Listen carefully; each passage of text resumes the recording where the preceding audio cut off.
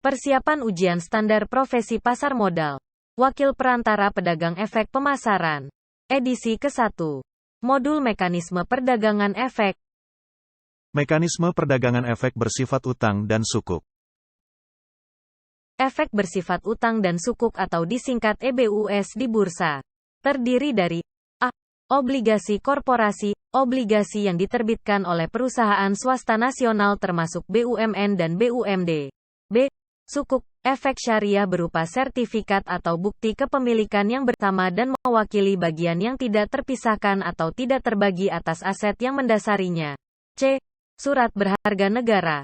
SBN. Surat berharga negara yang terdiri dari surat utang negara. SUN. Dan surat berharga syariah negara. SBSN. D. Efek beragun aset. EBA. Efek bersifat utang yang diterbitkan dengan underlying aset sebagai dasar penerbitan. Perdagangan efek bersifat utang. Perdagangan instrumen efek bersifat utang paling dominan dilakukan di luar bursa atau melalui mekanisme over the counter. OTC. Bursa menyediakan sistem khusus untuk memfasilitasi perdagangan efek bersifat utang, yaitu A. Fixed Income Trading System. FITS. FITS adalah sarana perdagangan obligasi dan sukuk yang disediakan oleh Bursa Efek Indonesia. Obligasi dan sukuk yang dapat ditransaksikan melalui FITS adalah obligasi dan sukuk yang dicatatkan di Bursa Efek Indonesia. B. Sistem Electronic Trading Platform. ETP. Surat utang negara diperdagangkan melalui ETP. Sistem ETP adalah sistem perdagangan yang disediakan oleh Bursa Efek Indonesia bagi anggota ETP.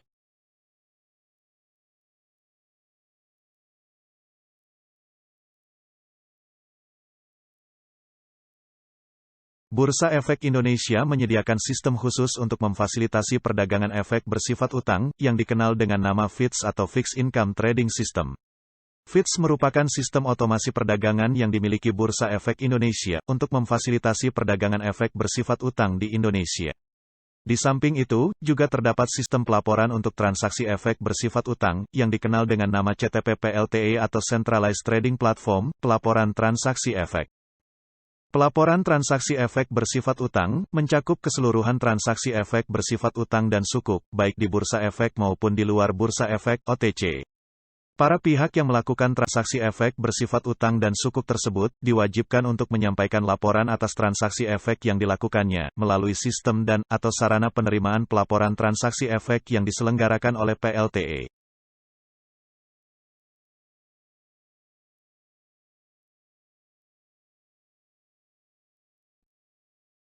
Pelaporan EBUS, transaksi efek yang wajib dilaporkan. 1. Efek bersifat utang dan sukuk yang telah dijual melalui penawaran umum. 2. Obligasi konversi yang diterbitkan untuk penambahan modal dengan atau tanpa hak memesan efek terlebih dahulu. 3. Surat berharga negara. Dan 4. Efek lain yang ditetapkan oleh OJK untuk dilaporkan. Perdagangan obligasi dan sukuk melalui bursa dilakukan dengan menggunakan sistem Fixed Income Trading System atau disebut FITS. Pengguna sistem FITS adalah perusahaan efek yang sudah menjadi anggota bursa dan juga menjadi anggota clearing KPEI. Dalam kegiatan transaksi melalui FITS, anggota bursa bertanggung jawab terhadap seluruh transaksi, baik untuk kepentingan nasabah maupun kepentingan sendiri.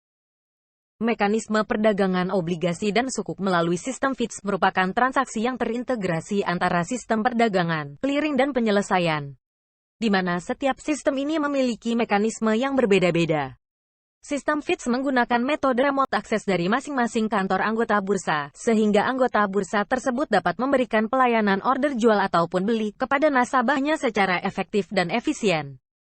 Di samping itu, juga terdapat sistem pelaporan untuk transaksi efek bersifat utang, yang dikenal dengan nama Centralized Trading Platform, pelaporan transaksi efek atau CTP-PLTE. CTP-PLTE merupakan sistem elektronik yang dapat digunakan sebagai sarana perdagangan dan pelaporan transaksi efek bersifat utang. Laporan atas transaksi efek wajib disampaikan secara elektronik dengan menggunakan sistem dan atau sarana yang disediakan oleh PLTE. Lembaga Penyimpanan dan Penyelesaian atau LPP, dan bank kustodian, wajib menyampaikan setiap data penyelesaian transaksi efek kepada OJK, melalui PLTE dengan menggunakan sistem pelaporan elektronik. Sedangkan khusus untuk transaksi obligasi negara dan sukuk negara, transaksi dan pelaporan transaksinya menggunakan Bank Indonesia sebagai sentral registry. Bank Indonesia sebagai sentral registry akan menyampaikan setiap data penyelesaian transaksi surat berharga negara kepada OJK melalui PLTE dengan menggunakan sistem pelaporan elektronik.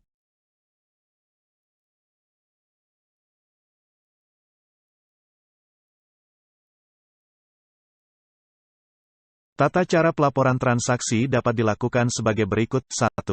Disebut pelaporan one-side apabila hanya salah satu pihak yang merupakan partisipan, dan 2. Disebut pelaporan two-side apabila kedua belah pihak merupakan partisipan. Tahapan pelaporan one-side adalah: 1. Partisipan bertransaksi dengan pihak non-partisipan atau investor individual. 2. Partisipan menginput transaksi yang dilakukannya tersebut ke sistem PLTE. 3. Data transaksi diterima oleh OJK. 4. Partisipan menerima report code dan bukti lapor. 5. Kustodian menginput instruksi settlement BIS 4 atau CBES KSEI menggunakan report code yang didapatkan dari sistem PLTE. 6. BI dan KSEI mengirimkan data penyelesaian ke sistem PLTE. 7. Hasil konsolidasi data pelaporan dan data penyelesaian dikirimkan ke OJK. Sedangkan tahapan pelaporan two-side adalah: 1. Partisipan bertransaksi dengan partisipan lainnya. 2. Partisipan jual menginput transaksi yang dilakukannya tersebut ke sistem PLTE. 3. Partisipan beli melakukan konfirmasi atas transaksi yang telah diinput oleh partisipan jual di sistem PLTE.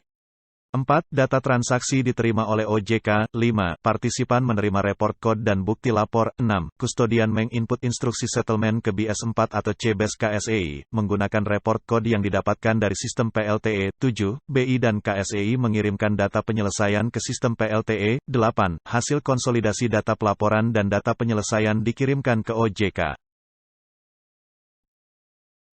Mekanisme pelaporan transaksi efek bersifat utang dan sukuk.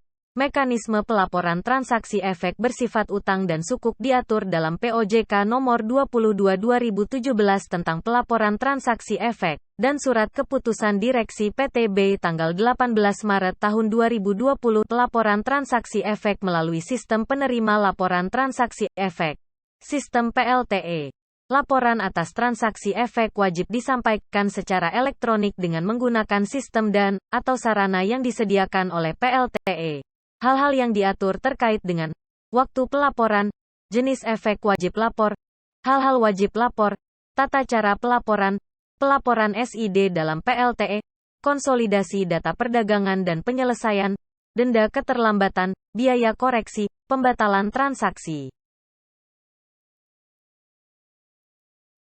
Waktu pelaporan transaksi adalah setiap hari kerja, mulai jam 9.30 sampai jam 17 waktu Indonesia Barat.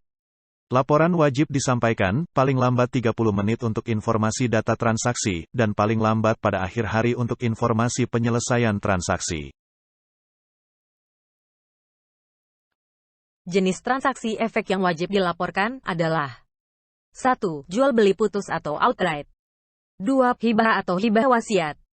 3. Hadiah, sumbangan, gratifikasi, dan sejenisnya. 4. Pewarisan. 5. Tukar-menukar. 6. Pengalihan karena penetapan pengadilan. 7. Pengalihan karena penggabungan, peleburan, pengambil alihan atau pemisahan saham. 8. Pinjam-meminjam.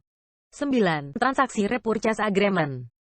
10. Pemindah bukuan efek yang dilakukan oleh pihak dengan identitas yang sama. 11. Pembelian kembali.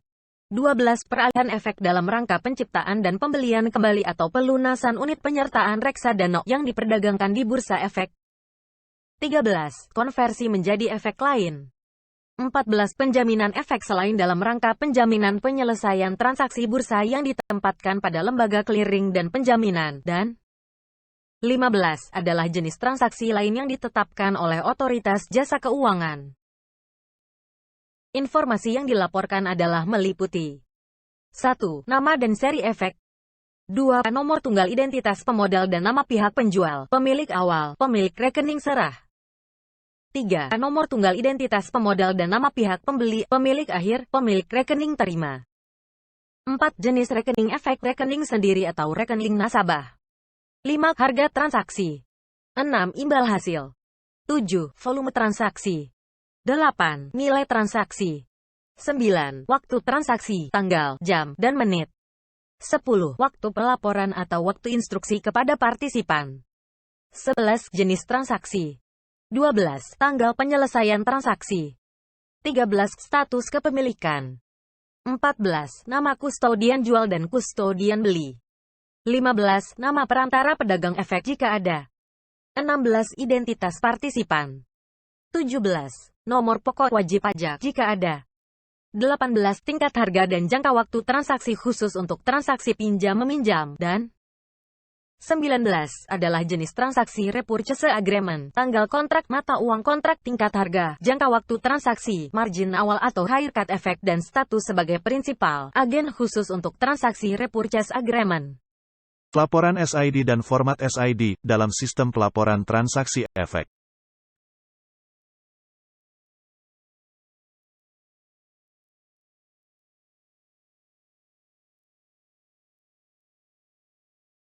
Dalam POJK nomor 22 tahun 2017 ini, Otoritas Jasa Keuangan berwenang mengenakan sanksi administratif terhadap setiap pihak yang melakukan pelanggaran ketentuan POJK ini, termasuk pihak yang menyebabkan terjadinya pelanggaran tersebut, yaitu berupa A. Peringatan tertulis.